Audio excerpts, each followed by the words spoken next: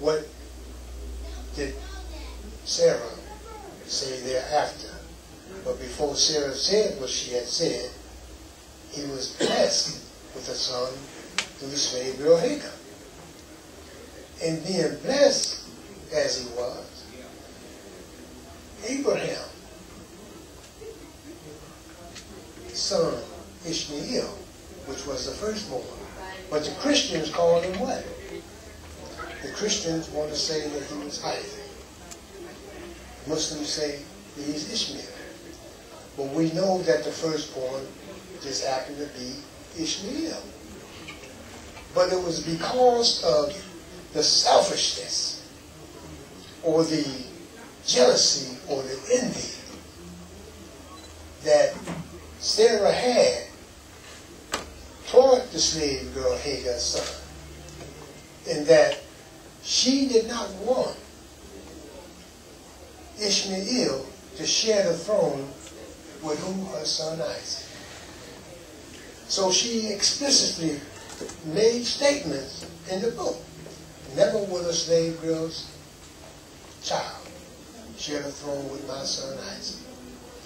So I said that to say this, is that Prophet Muhammad, may the prayers, peace and blessings be upon him, happened to be what? An offspring of Ishmael.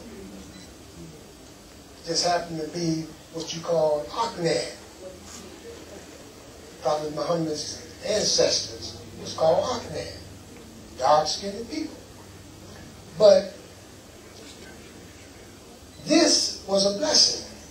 This was a blessing from Allah subhanahu wa ta'ala. And that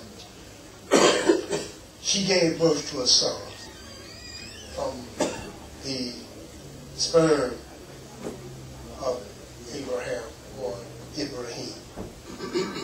And that the son's name was Ishmael, as the history tells us. That Prophet Muhammad, prayers be forever be upon him, happened to be the descendant. And that the building of the Kaaba, the Quran tells us of the building of the Kaaba. And it was said that it was Ibrahim and his son Ishmael who built the Kaaba. This is what our book tells us. And in the hadith it says that when they were building the Kaaba, it says that they would go around the Kaaba and place the bricks. Ishmael would hand them to Ibrahim, alayhi salam, and Ibrahim, he would place the bricks. They went around, made a complete circle around the Kaaba 7 times, and completed it. So when they go on the Hajj, we learn that what? You go around the Kaaba 7 times, right? And going around the Kaaba 7 times, after the 7th time, what happens? You leave it. Imam Muhaimin said, what? He said, this is symbolic, this is in reference to your what? Going back into the world.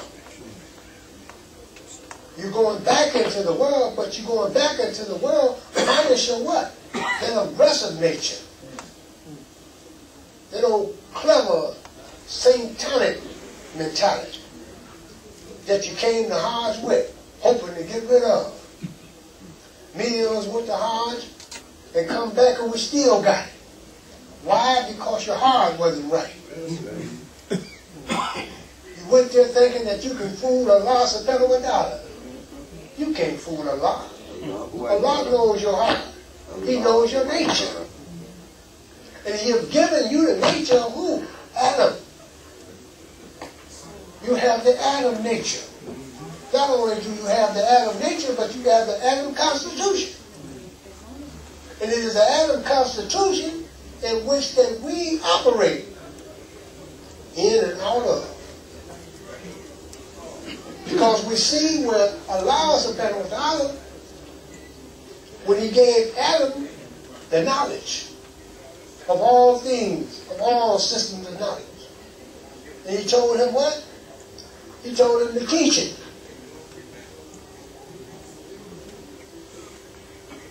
He told him to teach it. But did he hold back? No. But had he gave it to some of us, what we would have done, we would have kept more than a share for ourselves. And then pieced it out, piecemeal. See, Allah is great.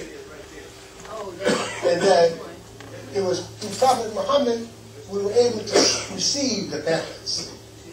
We was able to get the balance. And as we said in the Holy Quran, in Surah 55 of the Holy Quran, it says what? God most gracious. It is He who has taught the Quran. He created man. Taught him speech and intelligence. But it also tells us about dishing out the measures.